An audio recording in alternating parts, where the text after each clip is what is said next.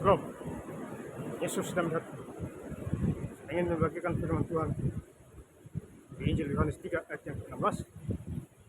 Karena begitu besar kasih Allah akan dunia ini, sehingga ia telah menurunkan anaknya yang tunggal, supaya setiap orang yang percaya kepadanya tidak binasa, melainkan memperoleh hidup yang kekal. Terus saudara-saudara sekalian saya cinta dan Tuhan Yesus.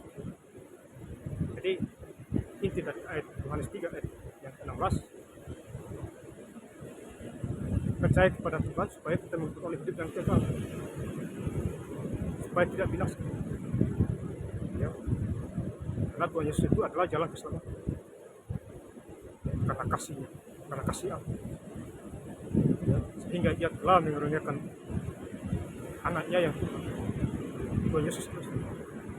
Jadi anaknya yang tunggal Tuhan Yesus Kristus datang ke dunia, kasih selamat kita. Ya. Jadi kalau sekarang kita lagi hidup, ini mujizat. Walaupun masih ada Tuhan kasih hari yang baik. Jadi Tuhan Yesus datang ke dunia supaya kita percaya kepadanya, supaya kita tidak binasa, melainkan memperoleh hidup yang kekal. Jadi kalau bagi siapa yang tidak percaya kepadanya, alias binasa, celaka, binasa itu banyak, sakit penyakit, ya, buang-buang biaya, itu binasa itu.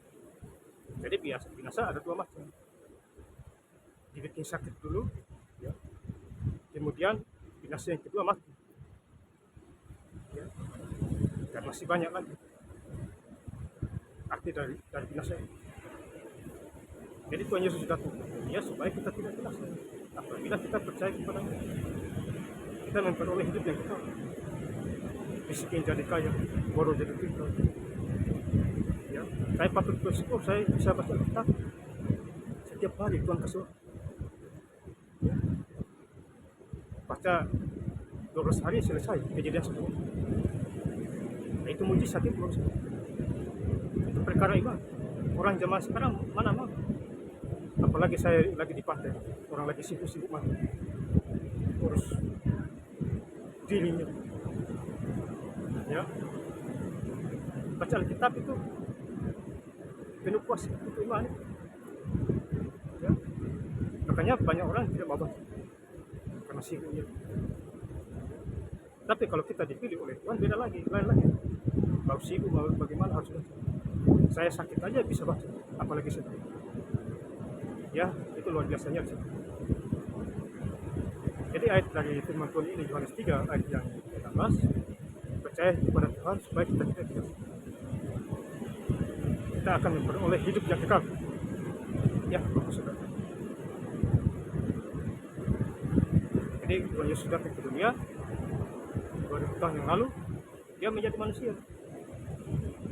Ya, diludahi, di kota dulu, ditombak, dihina, disakiti. Ya, itu orang-orang Yahudi, ahli-ahli Taurat, pekerjaan. Dibawa ke tangan Raja Herodes, Pilatus. Didemo besaran-besaran di sana. Padahal Tuhan Yesus itu suci, tidak ada satu titik dosa pun. Tetapi karena dia menggantikan kita sampai sekarang ini, karena kasih Allah, yang anaknya yang menjadi korban Tuhan Yesus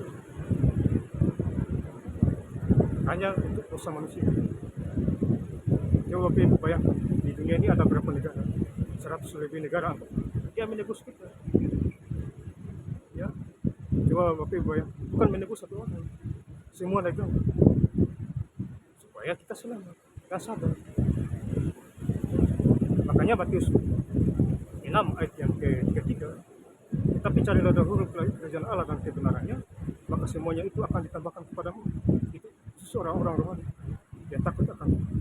Tapi orang-orang yang tidak takut akan Tuhan, di Matius 6 ayat yang ketiga, Bapamu yang di surga tahu bahwa kamu akan memerlukan itu.